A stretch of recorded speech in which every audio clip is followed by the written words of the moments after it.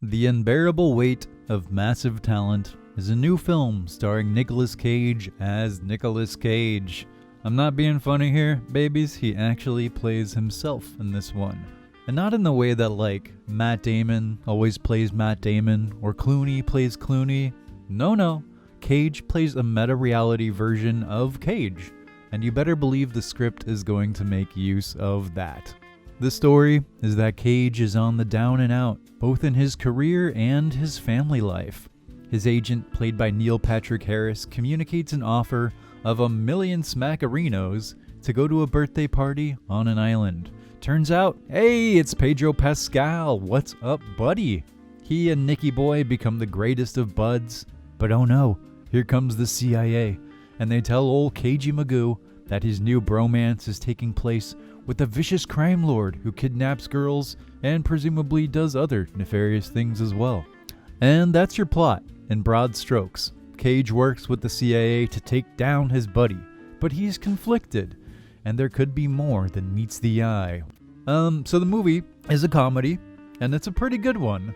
There are some fun comedy scenarios, and the buddy chemistry of Pascal and Cage is pretty awesome. They're like a couple of giddy 6-year-olds, only instead of bonding over Pokemon, it's the cabinet of Dr. Caligari and a general love of cinema. This brings me neatly into one of 2 points that really endeared the film to me. We'll get to Cage in a second. Something I didn't really expect, although maybe I should have, is the reverence for cinema that lurks under the skin of this movie.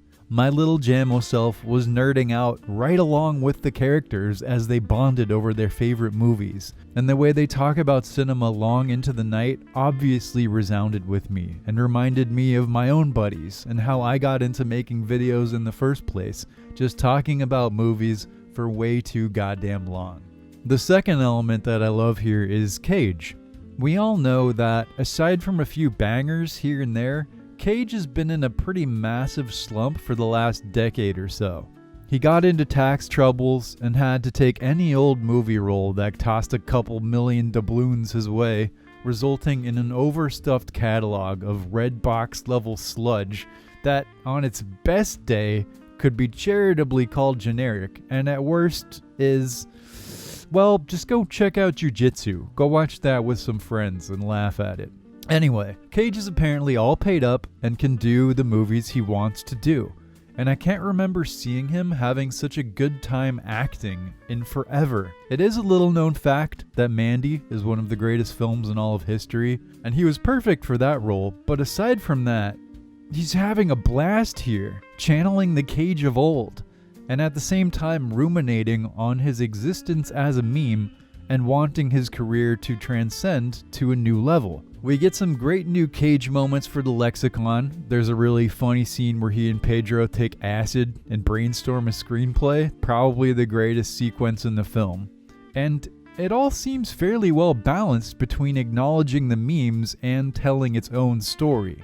Until the end. This movie is a winner for me until we get to the last act, where it fails to capitalize on any of its ideas. Up until then, there was an interesting meta element, of course, about Nick Cage's career, as well as some industry commentary about how nothing makes big money except Marvel and Star Wars, and any script that wants to make it big needs to play to the cheap seats, relying on a dumb action ending rather than something smarter, more artistic, or more character-driven. I won't spoil the specifics for you, but essentially, the movie just does the big dumb action ending, which is all the more disappointing because the premise relies on Cage doing some real acting. But it's obviously just him in some prosthetics, and the performance is, well, it's still just Cage. It feels rushed and flimsy and like they're playing to the cheap seats. And before you pipe in, the witty armchair scholars saying, Actually, Jammo, they telegraphed this with the screenplay and the commentary about Marvel movies, so it's doing a meta thing. yeah, genius, I know. But just because you point out the lameness of what you're doing doesn't make it any less lame. And if the movie had the balls to not do it, sticking to the guns of its ethos, I would have respected it so much more. Also, the payoff for Cage's character is not that he grows in a profound way and elevates his career, but that he just becomes more of a meme. You know what? I'm making this sound worse than it is. It's fine. I'm only kind of miffed about it because the themes and meta themes in the setup had so much potential for a payoff that wasn't just, generic movie ending number 12. All the elements are there for this to have been great. It just needed, a few weeks in the hands of a better writer to make all the pieces fit. To be fair to the filmmakers, I did read that they filmed some more artistic stuff that didn't make it into the movie, and they clashed with the studio in other ways. So, as usual, this movie might have been better if some butthole in a suit didn't get his grubby paws on it, prescribing genericism to placate the lowest common denominator of moviegoer. But, whatever. Let me let go of my frustration. Take a martini sip. Yeah, it's a comedy, after all, and it's a good one. It's fun, it's funny, it has the most endearing cinematic bromance of the year, outside of RRR, which we gotta talk about that at some point. It's a celebration of Nicolas Cage, who I love, and it works in all those ways. And that's the unbearable weight of massive talent. Do you feel it? Do you feel it? It's a good movie that could have been great, but it's still absolutely worth watching.